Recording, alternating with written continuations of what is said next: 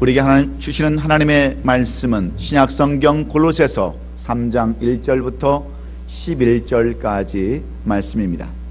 오늘도 우리에게 주신 이 계시된 하나님의 말씀을 우리가 선포할 때에 이 말씀이 살아계셔서 역사하시는 하나님의 음성으로 들려줄 수 있기를 주의 이름으로 축원합니다.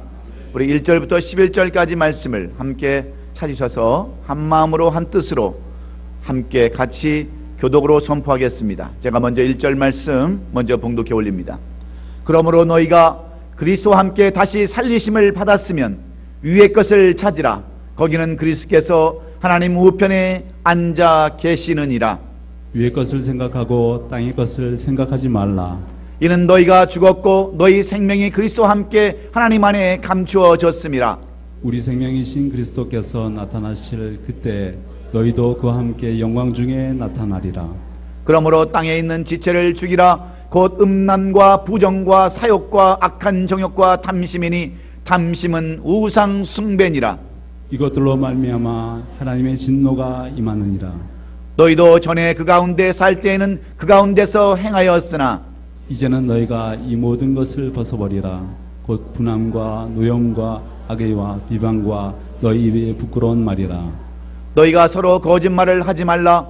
옛사람과 그 행위를 벗어버리고 새 사람을 입었으니 이는 자기를 창조하신 이의 형상을 따라 지식에까지 새롭게 하심을 입은 자니라. 다 같이 거기에는 헬라인이나 유다인이나 헬라파나 무헬라파나 야만인이나 스고아딘이나 종이나 자유인이 차별이 있을 수 없나니 오직 그리스도는 만유시요 만유 안에 계시느니라.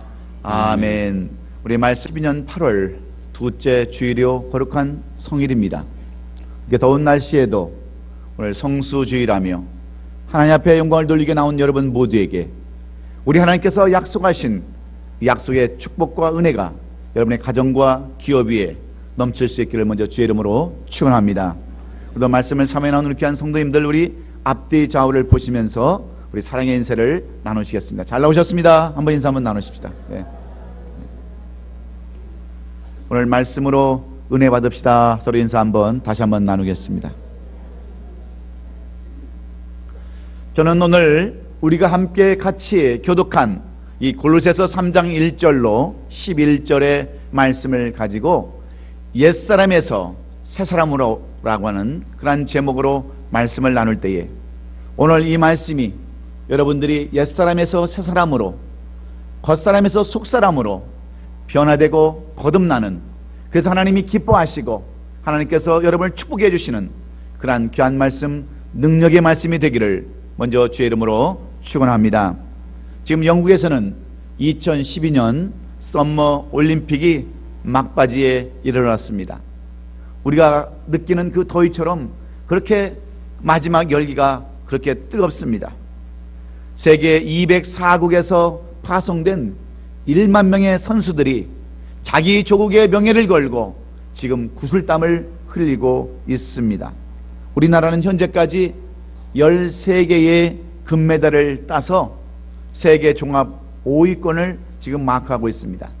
대한민국 올림픽위원회에서 예상했던 10개의 금메달을 이게 오버해서 13개의 금메달을 추가했다고 하는 것은 우리나라, 크지 않은 우리나라에서는 엄청난 일을 이룬 것이나 마찬가지입니다. 세계에서 최고라고 하는 그러한 인증의 표시이기도 한 이 금메달을 목에 걸기 위해서 많은 선수들이 4년 동안 그렇게 힘들고 어려운 훈련들을 이겨내고 마침내 13개의 금메달을 땄다고 하는 것은 놀라운 일이 아닐 수가 없습니다. 그래서 운동선수라면 그 누구나 한 번쯤은 꿈꾸는 것이 바로 금메달이기에 이 금메달은 더욱더 값진 것임에 틀림이 없습니다. 그래서 스포츠를 연구하는 체육학에서는 이 금메달을 하나라도 더 따기 위해서 그들은 무단히 연구하고 무단히 노력하는데, 그들이 주장하는 한 가지, 그들이 승리하고 좋은 성적을 거두기 위해서 그들이 주장하는 가장 기본적인 이론이 한 가지 있습니다. 그 이론은 다른 것이 아니라 훌륭한 기술은 아름다운 자세에서 나온다고 하는 그러한 이론을 그들은 밑바탕으로 삼고 있습니다. 승리하고 좋은 성적을 거두는 가장 기본적인 기술은 멋지고 아름다운 폼에서, 자세에서 시작된다고 하는 그러한 스포츠 전문가들의 그러한 주장입니다. 예를 들면 피겨의 여왕이라고 불리는 김연아 선수의 트리플 콤비네이션 점프 기술은 피겨 스케이팅에서는 고난도의 묘기이기도 하지만 가장 아름다운 그러한 모습을 보여주는 기술입니다. 그런데 김연아 선수의 이 기술은 바로 김연아 선수만이 가질 수 있는 완벽한 그러한 자세에서 나온다고 하는 것이 스포츠 전문가들의 그러한 이야기입니다. 그래서 스포츠에서 이 자세와 기술이 서로 조화를 이룰 때 최고의 성적과 점수를 낼 수 있다고 강조하고 있습니다. 즉 자세 없는 기술, 기술 없는 자세, 기술 없는 폼은 아무런 의미가 없다고 하는 그런 말과도 같습니다. 그런데 우리의 인생도 마찬가지입니다. 우리말에 폼생폼사라는 말이 있습니다. 폼에 살고 폼에 죽는다는 그러한 말입니다.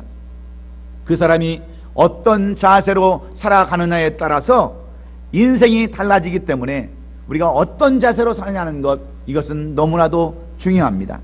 인생의 가장 기본이 되는 자세는 뭐니 해도 겸손입니다. 이 겸손의 기초가 되지 못하면 그 아무리 많은 재능과 능력을 가졌다 할지라도 모든 것은 오래가지 못하기 때문입니다. 하나님께서는 사람을 그토록 귀한 존재로 창조하셨지만 겸손하지 못하고 교만하여 인간은 결국 에덴 동산에서 쫓겨나는 수모를 당해야 했습니다. 사람의 가장 기본이었던 겸손의 자세를 잃어버림으로 말미암아 우리 인간은 신라곤의 그러한 주인공이 되고 만 것입니다. 하나님의 부리시는 영이었던 천사도 하나님을 영화롭게 하는 존귀한 인간보다 조금 낮게 만든 그러한 영이었지만 그들이 겸손하지 못하고 교만함으로 말미암아 이 세상으로 쫓겨나는 마귀요 사탄이 된 것을 우리가 볼 때에 우리 인간의 가장 기본 자세는 오늘도 겸손인 줄로 믿으시기를 주의 이름으로 축원합니다. 예배를 드리는 것도, 우리가 주님을 찬양하는 것도, 주의 이웃들과 함께하는 것도 겸손해서 시작해야 우리의 인생이 아름답고 값진 인생이 될 수 있는 것입니다. 그러므로 우리의 신앙생활도 마찬가지입니다. 신앙생활도 겉과 속이 조화를 이룰 때 비로소 아름다운 신앙을 유지해 갈 수 있는 줄로 믿습니다. 그래서 성경은 인간을 설명할 때에 다양한 표현을 쓰고 있지만 그 대표적인 표현이 바로 옛사람과 새사람이라고 하는 그런 표현의 말입니다. 에베소 4장 22절로 24절에 보면 너희는 유혹의 욕심을 따라 썩어져 가는 구습을 따르는 옛사람을 벗어버리고 오직 너희의 심령이 새롭게 되어 하나님을 따라 의와 진리와 거룩함으로 지으심을 받은 새 사람을 입으라고 이렇게 우리에게 권면해 주고 있습니다. 사람은 새 사람과 옛 사람으로 구분되어지기 때문에 우리로 하여금 새 사람을 입으라고 사도 바울은 권면해 주고 있습니다. 뿐만 아니라 고린도전서 4장 16절에 가보면 사람을 구분할 때 겉사람과 속사람으로 구분하고 있습니다. 그러므로 내가 너희에게 권하노니 너희는 나를 본받는 자가 되라 말씀하고 있습니다. 고린도전서 4장 16절에 보면 그러므로 우리가 낙심하지 아니하노니 우리가 겉사람은 낡아지나 우리의 속사람은 날로 새로워지도다 그러고 있습니다. 우리 사람을 구분할 때 옛사람과 새사람으로 구분하기도 하지만 우리 사람을 구분할 때는 겉사람과 속사람으로도 구분하고 있다고 하는 그러한 말입니다. 계속해서 고린도후서 4장 18절을 보면 우리가 주목하는 것은 보이는 것이 아니요 보이지 않는 것이니 보이는 것은 잠깐이요 보이지 않는 것은 영원함이라 이렇게 말씀하고 있습니다. 여러분 무슨 말씀입니까? 우리 세계는, 우리 사람들은 보이는 세계가 있는가 하면 눈으로 보지 못하는 영적인 세계에 사람들이 있다고 하는 것입니다. 쉽게 얘기하면 우리는 옛사람과 그 다음에 새사람으로 사람이 구분될 수도 있고 겉사람과 속사람으로 우리가 구분될 수 있을 뿐만 아니라 여러분 우리가 눈에 보이는 세상에 사는 사람과 눈에 보이지 않는 영적인 세계에 사는 사람들로 사람들은 구분되어질 수 있다라고 성경은 이렇게 말씀하고 있습니다. 인간이 육안으로 볼 수 있는 보이는 세계와 육안으로 보지 못하는 그러한 세계, 즉 영적 세계가 있다고 하는 것, 이것을 우리에게 말씀해 주고자 하는 것입니다. 그러므로 겉사람과 속사람이 서로 조화를 이루어야 합니다. 왜냐하면 겉사람이 형편없는 경우 속사람은 그 영적 수준을 지속적으로 유지할 수 없기 때문입니다. 그런가 하면 속사람에 비해서 겉사람이 연장할 경우에 그 신앙은 유치한 수준에 머물 수밖에 없습니다. 그러므로 우리의 속사람과 겉사람은 항상 조화를 이루어야 되는 겁니다. 마치 스포츠에서 기술과 폼이 조화를 이루어서 위대한 작품을 만드는 것처럼 우리의 신앙도 마찬가지입니다. 겉사람과 속사람이 조화를 이룰 때에 그 사람은 온전한 신앙으로 이루어갈 수 있다라고 말씀해 주고 있습니다. 그러므로 옛사람에서 새사람으로 거듭나려면 우리는 늘 우리의 속사람을 훈련시켜야 되는 줄로 믿습니다. 그래야 균형 잡힌 삶과 신앙생활을 올바르게 할 수 있기 때문입니다. 그러면 우리의 속사람과 겉사람을 조화시키는 훈련하려면 우리는 어떤 삶을 살아야 합니까? 우리가 옛사람에서 다시 새사람으로 변화되려면 우리는 어떤 삶을 살아야 여러분 이렇게 변화되고 거듭나는 삶을 살 수 있다라고 이 신약성경을 쓴 사도 바울이 우리에게 권면해 주고 있습니까? 오늘 우리가 읽은 이 골로새서는 사도 바울이 이 골로새에 있는 성도들과 교회에게 주시는 말씀입니다. 이 골로새 교회는 사도 바울이 로마서 교회처럼 직접 세운 교회가 아닙니다. 사도 바울의 영향을 받았던 에바브로디드에 의해서 세워진 교회가 바로 이 골로새 교회였습니다. 그런데 골로새 교회는 지역적으로나 환경적으로 보면 많은 그런 이방신을 섬기는 그러한 지역이었습니다. 비록 에바브로디드에 의해서 교회가 세워졌지만 그들은 항상 이단에 노출되어 있었고 우상신을 섬기는 그러한 우상단지가 가득한 그곳에 세워진 이 골로새 교회는 성도들이 예수를 믿었지만 그리스도를 나의 아버지라고 그렇게 영접을 했지만 그들은 온전한 그리스도의 삶을 살고 있지 못하기 때문에 그래서 그들은 넘어지고 교회가 분파가 생기고 교회에 어려움을 생기는 것을 알았던 이 사도 바울이 로마 감옥에서 골로새 교회와 성도들을 위해서 쓴 글이 바로 오늘 이 골로새서의 말씀입니다. 예수 그리스도를 영접은 했지만 나는 주님의 자녀라고 고백은 했지만 아직도 세상의 그러한 모습으로 살아가는 골로새 교회와 성도들에게 사도 바울은 어떻게 하면 우리가 변화된 삶을 살 수 있는가를 말씀해 주는 내용이 오늘 이 본문의 내용입니다. 우리가 전에는 죄로 말미암아 마귀의 종노라던 우리는 옛사람이었습니다. 그러나 하나님의 은혜로 말미암아 예수 그리스도를 나의 구주로 영접해서 새사람이 되었습니다. 옛사람에서 새사람으로 우리는 변화된 사람들입니다. 겉사람에서 속사람으로 우리는 바뀐 사람들입니다.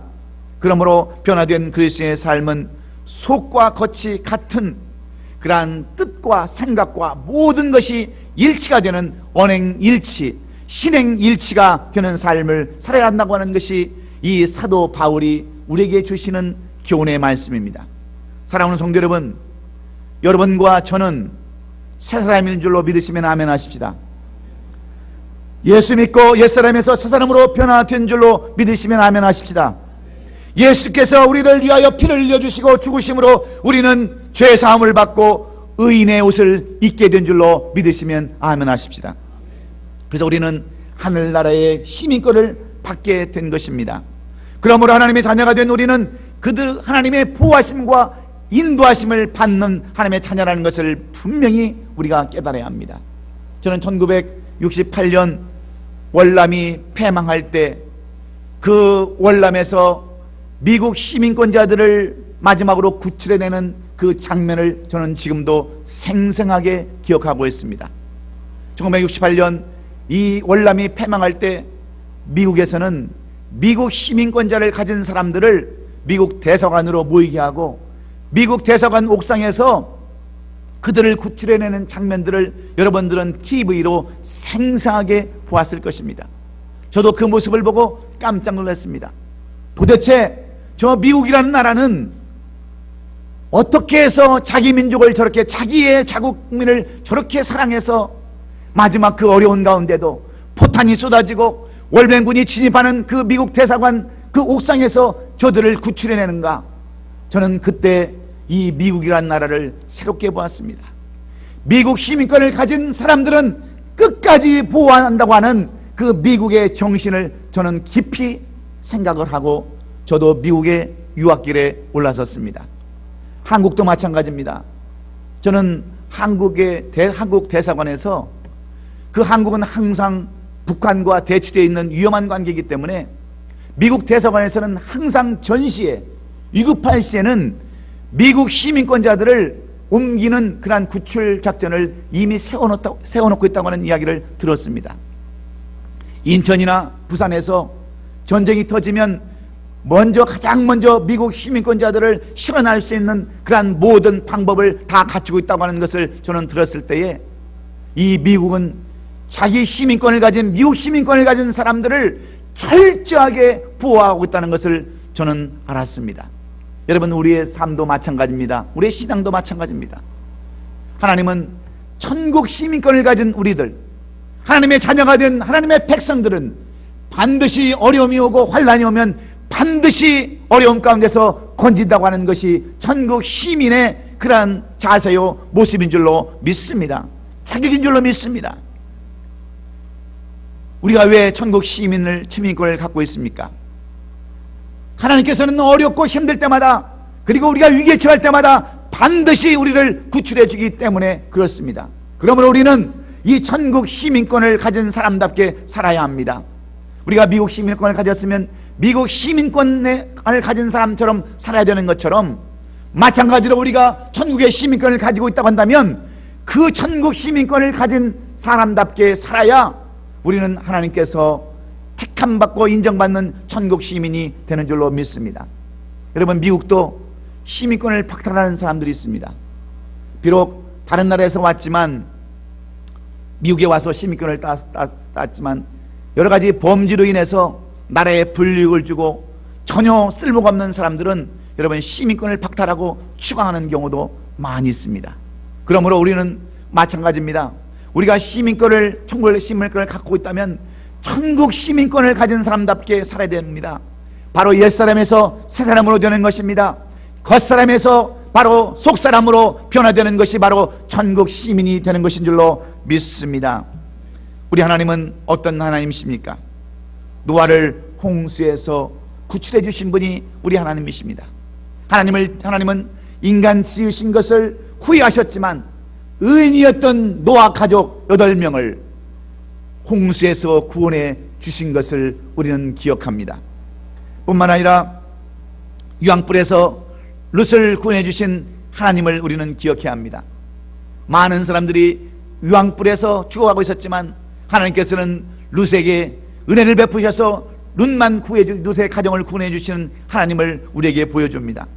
뿐만 아니라 여리고성에서 그 모든 사람이 다 죽임을 당했지만 오직 그 한 여인 기생 라합을 구원해 주시는 하나님이심을 우리가 보지 않습니까?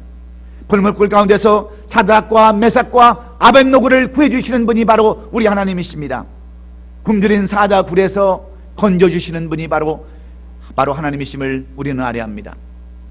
사드락과 메삭과 아벳노고의 친구였던 다니엘을 그 굶주린 사자굴에서 건져 주시는 분이 바로 우리 하나님이십니다.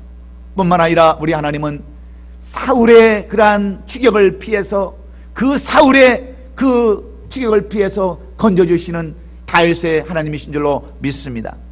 사울은 무려 3,000명이나 되는 특공대를 만들어서 다윗을 잡아 죽이려고 수없이 쫓아다녔습니다. 여러분, 다윗이 능력이 많아서, 그가 힘이 많아서, 그가 꾀가 많아서 여러분 그가 사울 손에 붙잡히지 않은 것이 아닙니다. 성경은 분명히 말씀합니다. 하나님께서 사울의 눈을 가리웠다고 그랬어요. 하나님께서 아무리 사울이 다윗을 잡으러 다녔지만 하나님은 사울의 눈을 가리고 이 다윗을 구원해 주심으로 그를 구출해 주신 것을 우리가 볼 수가 있습니다. 여러분, 하나님은 때때로 사람을 버려도 하나님은 절대로 한 번 택하신 하나님의 자녀를 버리지 않는다는 것을 여러분 기억하시는 저와 여러분 되시기를 주의 이름으로 축원합니다. 우리가 찬송가 88장에 보면 이런 찬송이 기록되어 있습니다.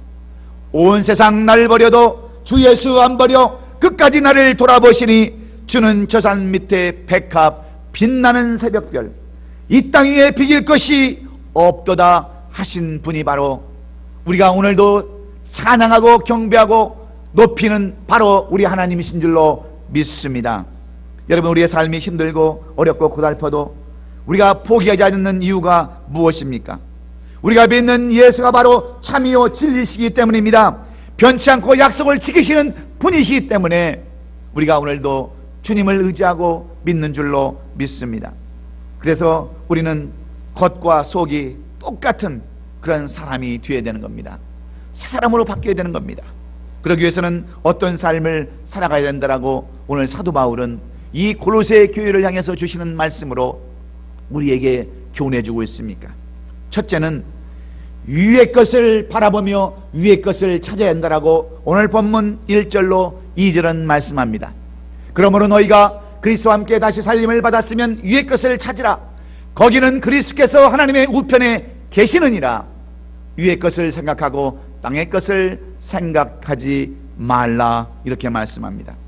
예수 그리스도를 믿음으로 옛사람에서 새사람이 된 그리스도인이라면 겉사람보다는 속사람을 더 아름답게 가꾸어야 합니다. 그러면 무엇보다도 위의 것을 찾는 그러한 삶을 살아야 한다라고 오늘 본문은 강조하고 있습니다. 여기서 말하고 있는 위의 것이란 보이지 않는 영적 세계를 말하고 있습니다. 더 나아가서는 그 영적인 세계를 의미하고 있습니다. 인생의 우선 목적을 저 하늘에 두고 사는 것을 말하는 것입니다. 그래서 우리가 속사람의 중심의 삶을 살아갈 수 있기 때문에 먼저 우리는 위의 것을 바라보라고 말씀하고 있습니다. 그래야 우리가 이 속사람의 중심의 삶을 살아갈 수 있기 때문입니다. 옛사람에서 새사람으로 우리가 변해질 수 있기 때문에 그렇습니다.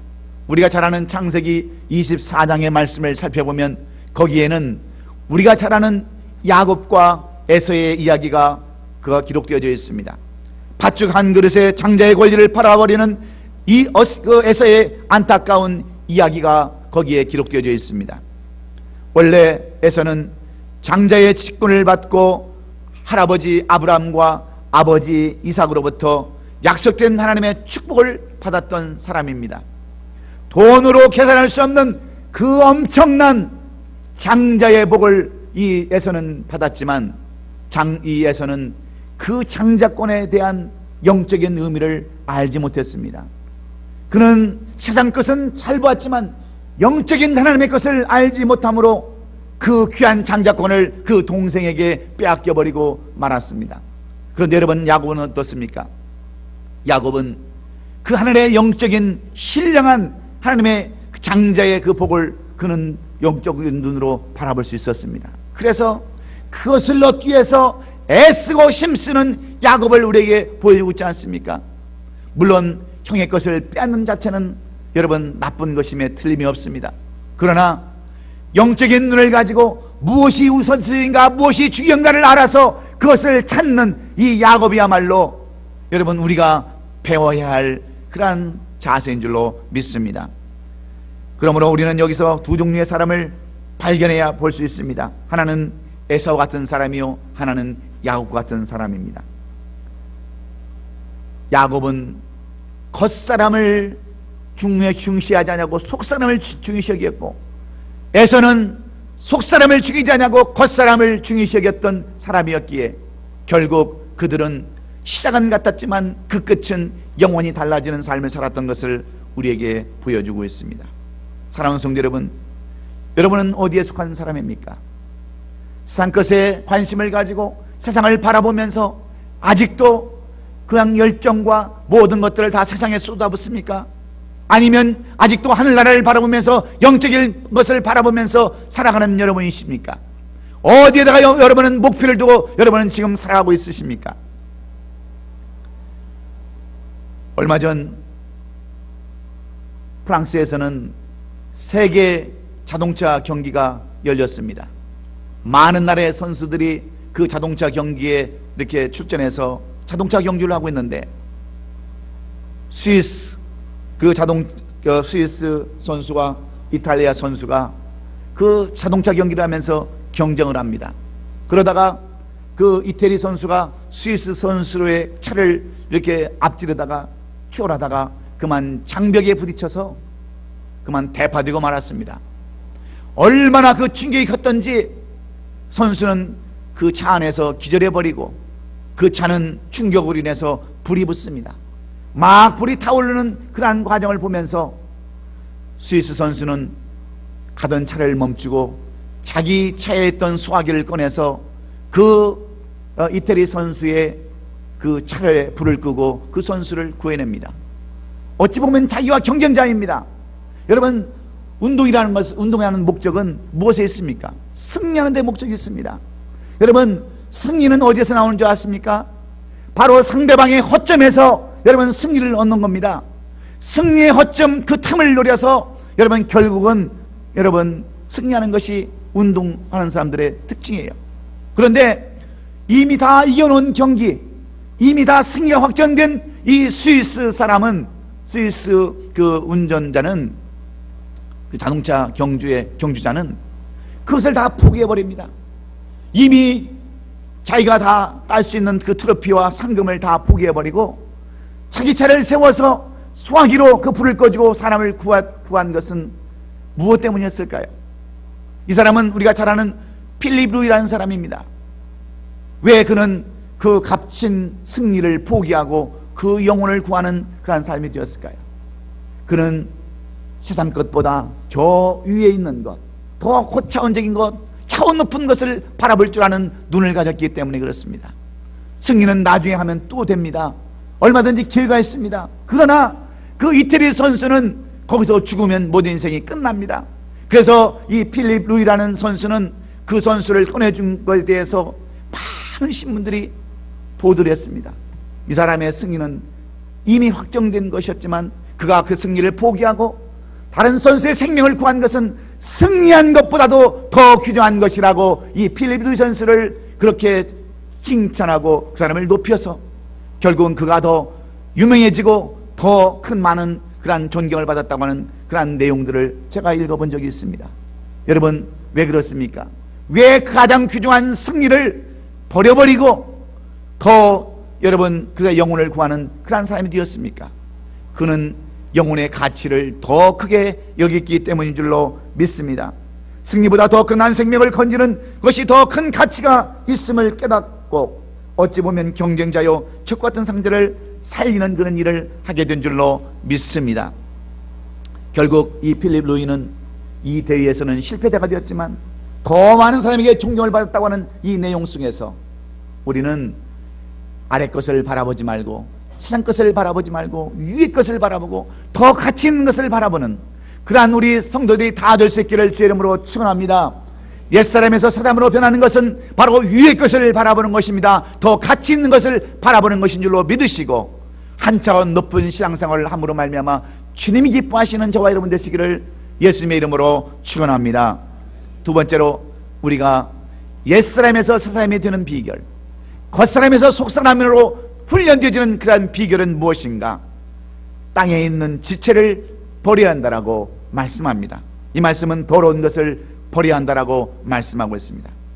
오늘 본문 5절에 보면 그러므로 땅에 있는 지체를 죽이라.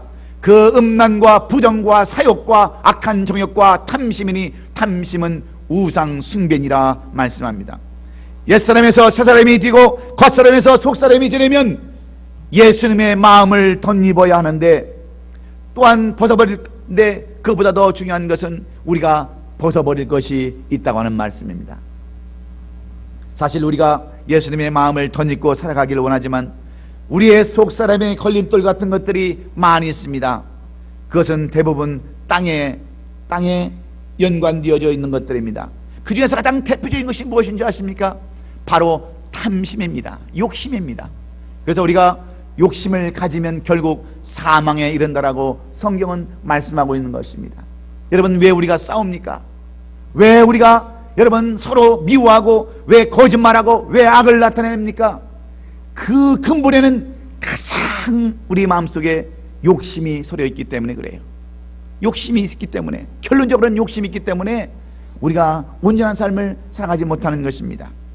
그래서 오늘 하나님은 우리에게 말씀해 주고 있습니다. 이 욕망은 우리가 지금 땅의 끝에서 눈을 돌리지 못하는 가장 큰 요소라고 말씀하고 있습니다. 이런 욕망은 음란과 부정과 사욕과 악한 탐심이라고 했습니다.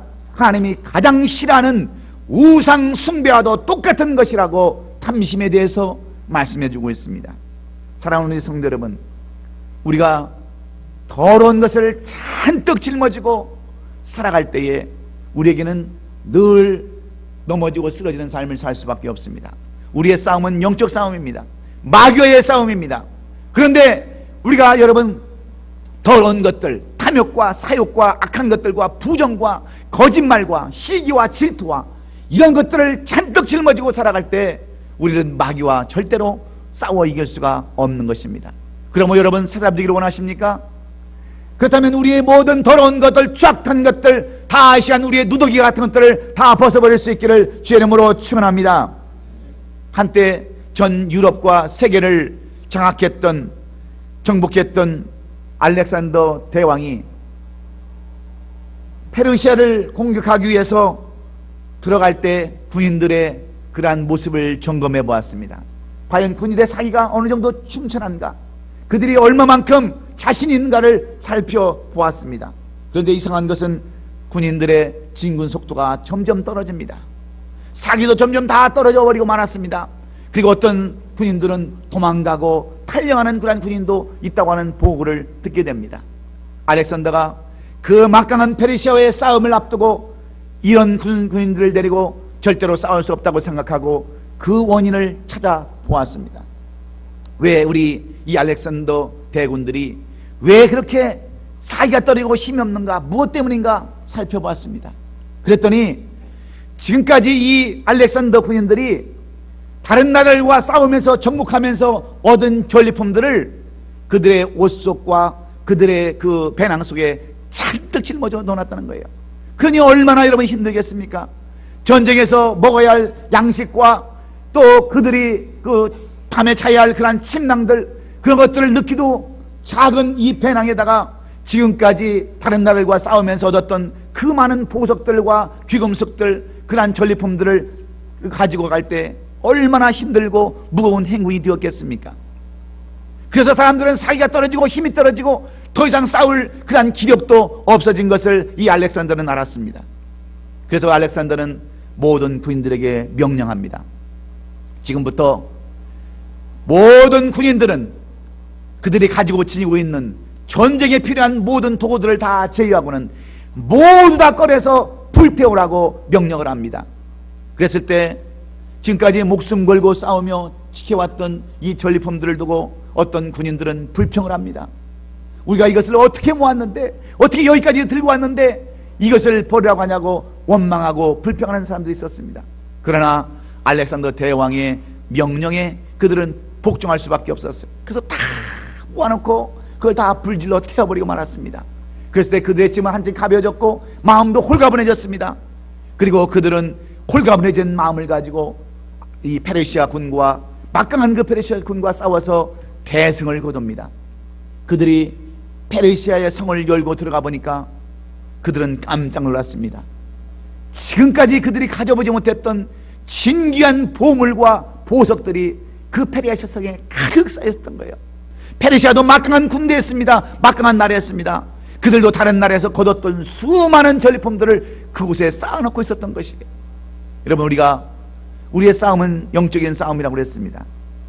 우리가 모든 것을 다 내려놓고 추악하고 더러운 누더기 옷을 다 벗어버리고 가벼운 몸으로 우리가 진군할 때, 전쟁에 나갈 때에 우리도 승리한 줄로 믿으시고, 지금까지 여러분 누더기 옷을 입고 있던 우리 성도들이 있으십니까? 거짓으로, 탐욕으로, 죄악으로, 악행으로, 또 분쟁으로, 거짓으로 여러분의 누더기 옷을 입고 있는 성도가 있다면 이 시간 예수 그리스도의 이름으로 우리가 다 벗어올 수 있기를 주의 이름으로 축원합니다.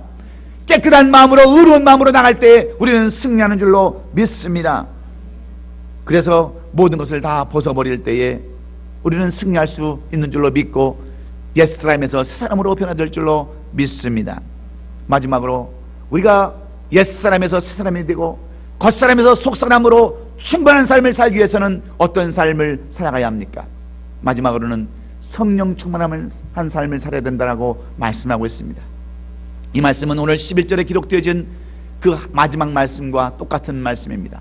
바로 예수 그리스도와 함께 하시는, 오직 그리스도는 만유시요 만원에 계시하신 이 예수 그리스도를 나의 구주로, 나의 아버지로 영접하고 받아들이는 사람이 되어야 우리가 성령 충만을 받을 수 있다라고 성경은 가르치고 있습니다.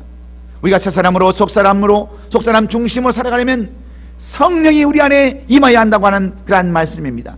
성령의 임재가 있을 때 비로소 하나님과 하나님의 나라를 볼 수 있기 때문입니다. 그래서 요한복음 3장 3절에 보면 사람이 거듭나지 않으면 하나님의 나라를 볼 수 없느니라 말씀합니다. 뿐만 아니라 요한복음 3장 6절로 7절에서 육으로 난 것은 육이요 영으로 난 것은 영이니 내가 내게 거듭나야 하겠다는 말을 놀랍게 여기지 말라고 그랬습니다. 이 말씀은 무슨 말씀입니까? 이 말씀은 곧 에베소서 3장 16절의 동일한 말씀과 똑같습니다. 육으로 그의 영광과 풍성함을 따라 그의 성령으로 말미암아 너의 속사람을 능력으로 강건하게 하라고 하는 말씀입니다.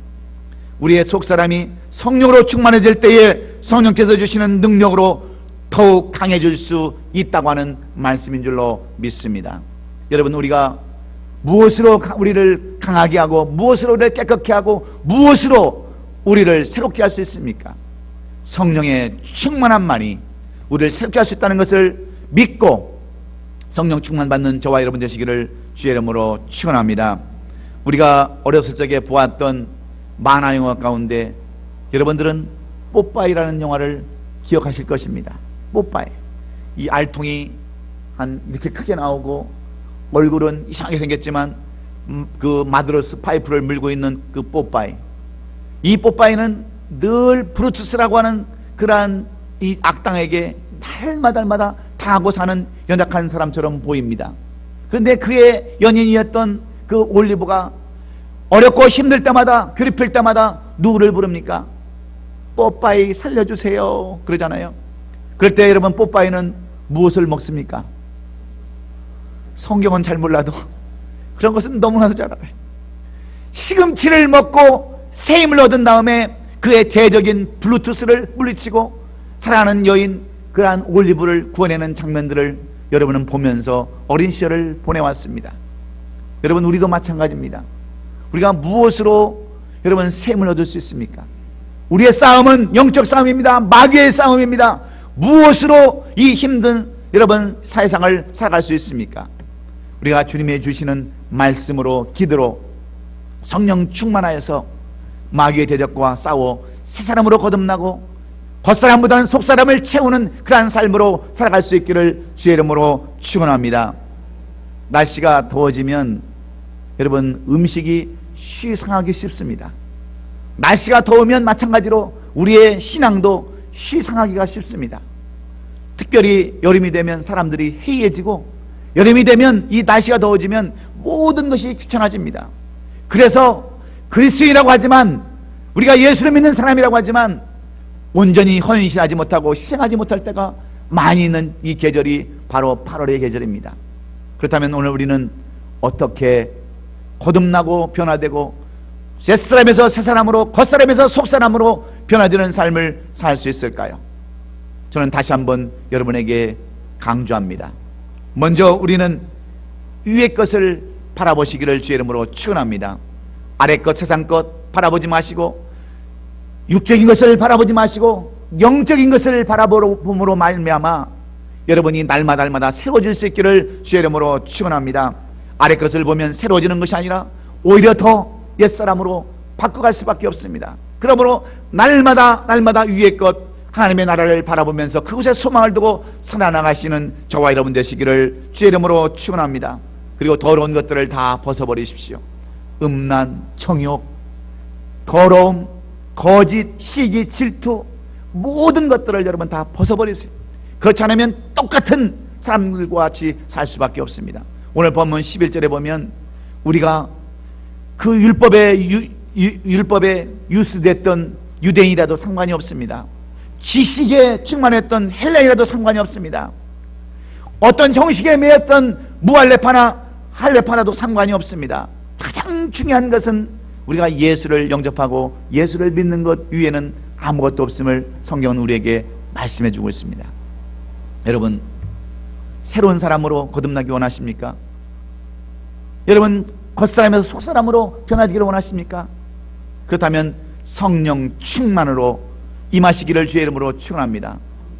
비록 날씨가 덥고 힘들지만 말씀 보고 기도하고 모임을 잘 가짐으로, 우리가 아름다운 교제를 가짐으로 말미암아서 우리의 신앙이 낙후되는 신앙이 아니라, 옛사람의 신앙으로 변하는 것이 아니라 새 사람으로 신앙이 변화되어서 다시 한번 이 더위를 이기고 승리해서 선선한 가을을 맞고 아름다운 열매를 거두는 가을처럼 여러분, 우리의 신앙도 그렇게 될 수 있기를 예수님의 이름으로 축원합니다.